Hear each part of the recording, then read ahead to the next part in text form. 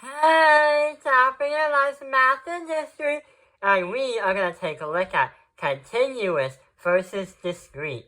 So we've been taking a look about functions on a graph, and also trying to understand how to understand them, and also what they look like. But what we're going to do is try to understand what kinds of what they look like graphs can be shown. So there are two types of graphs that can be shown, a continuous one and a discrete one. So let's get started. And yeah, this video is really simple. A continuous graph is a function on a graph where it's unbroken, meaning if you were to draw it, you can draw it without lifting your pencil off the paper. So here is an example of a function that's continuous, just like this one that looks like a U, and this one which has a lot of squiggly lines and also has a lot of bumps. But the pencil or pen that drew these lines were never really off the paper. So when you see a graph like this, like most of the equations that have slopes usually have this is continuous.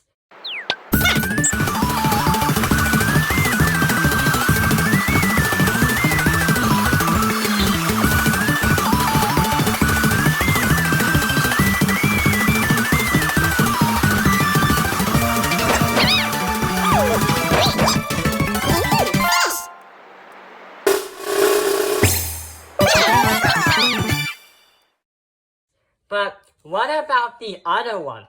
What is discrete? So when you talk about the word discrete happens when it's not continuous.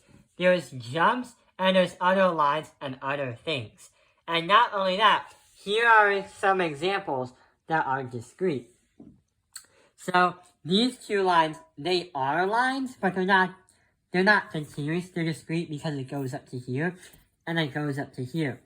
Dotted graphs are definitely not continuous, because you have here, they're all over the place. It's a giant mess, and you're not even connected. And you have to literally get your pen, or your marker, or your pencil off the paper and jump around the graph, as if you're playing Foursquare. This is not continuous, because you do this, then you lift up your pen, then you do this. So that is basically a jump. There's other lines or other things. There's a jump, other lines, and other things. Ready? Go!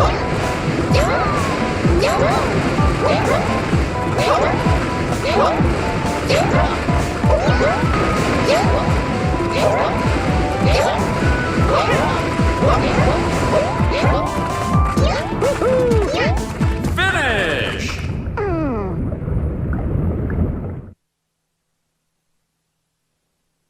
New record! Oh, yes! So that is a brief example of what continuous versus discrete is. But before we end there, continuous ones usually are used by comprehension by using the interval notation and the set builder notation strategy, a way to understand lines and functions on a graph. For the discrete ones, you would have to find the domain and ranges for all of them, then list them out all by hand. On my notes for school, I had to list all these numbers for the discrete one, and I had to do a set notation one, or a set builder one, for a continuous one. So yeah, I hope this video has helped you understand continuous versus discrete.